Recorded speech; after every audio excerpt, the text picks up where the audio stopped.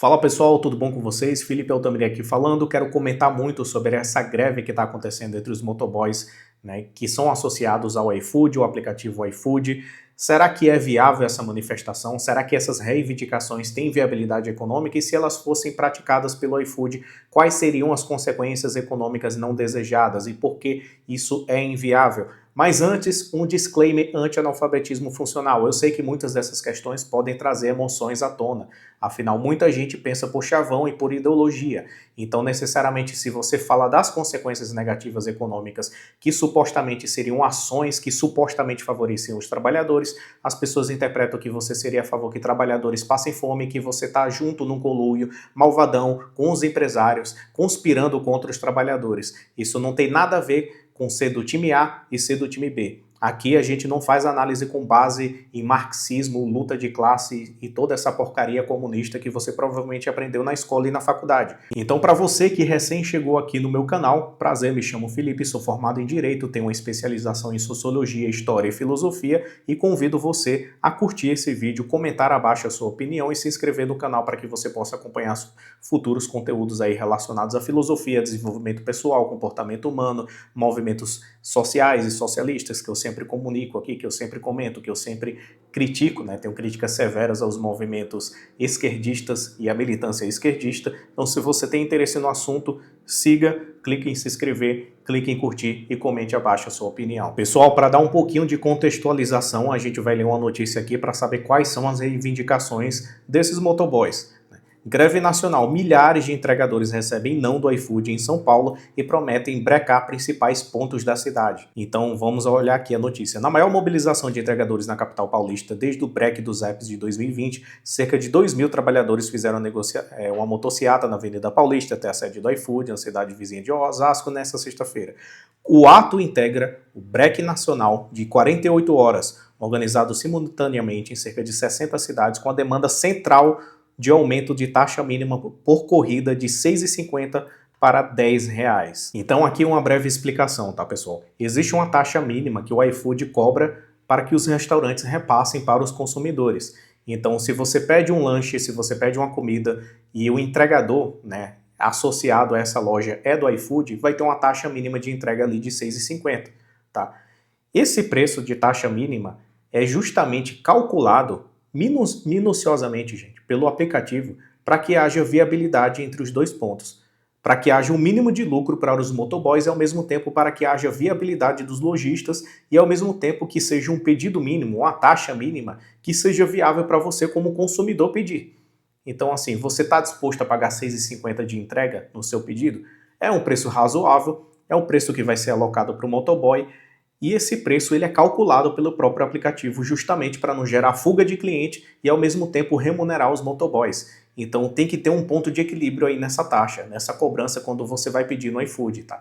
Vale lembrar que somente os restaurantes que têm parceria com os entregadores do iFood cobram essa taxa. Quando o restaurante tem um entregador próprio, aí ele é livre para cobrar o que quiser. Muitos deles cobram R$ 10, R$ 12, R$ 20. Sabe-se lá Deus se parte desse dinheiro vai integralmente para o motoboy ou se parte vai para a empresa, não dá para saber. Mas se o motoboy for associado ao iFood e o restaurante quiser uma entrega desse motoboy associado ao iFood, a taxa mínima é de R$ 6,50, tá? Que você vai receber, que você vai ter que pedir no momento que você pede o seu lanche no iFood, tá? Explicado, R$ 6,50, os motoboys eles querem que suba para R$ 10. Acontece o seguinte, se subir para R$ 10, existe aí uma taxa em cima disso. O iFood ele opera como uma startup que assim tem um custo de milhões e milhões de reais todos os meses para manter a operação funcionando. Então faz todo sentido que o iFood ali como intermediadora cobre taxa de tudo. Taxa do motoboy, taxa em cima do lojista, taxa em cima de tudo para manutenção do próprio aplicativo. Então assim, se você já trabalhou em ambiente de startup, se você conhece de tecnologia, se você já foi empresário, se você já teve barraquinha de cachorro-quente, barraquinha de limonada, você sabe que qualquer operação econômica que você está como prestador de serviço ou como empresário, existe ali o cálculo que você precisa fazer de custo, a sua margem de lucro para tornar tudo viável. A mesma coisa funciona com o aplicativo. Se a taxa mínima subir de R$ 6,50 para R$ 10, isso significa que vai haver uma diminuição dos pedidos de lanches com restaurantes que tenham como associados os motoboys do iFood. Isso vai significar que mais restaurantes vão rejeitar os entregadores do iFood porque vai haver menos pedidos. Ou então esse restaurante vai acabar repassando os custos a mais que esse restaurante teria que pagar dessa taxa mínima para os consumidores finais, aumentando os preços dos seus produtos. Então vai haver uma multiplicidade de consequências não desejadas caso haja um aumento abrupto desse nessa taxa mínima de entrega. O que é que isso significa? Menos pessoas vão pedir em restaurantes que tenham motoboys associados ao iFood. Isso significa que vai haver menos demanda para esses motoboys e eles vão acabar ganhando cada vez menos. E está tendo ameaças, pessoal. Ou seja, gente que precisa de dinheiro da entrega, que está querendo trabalhar, está sendo ameaçada de morte por outros entregadores que querem um break, que querem a paralisação. Ou seja, é uma greve extremamente forçada, extremamente arbitrária, de determinados grupos que têm os seus interesses querendo impor esses interesses em cima dos outros.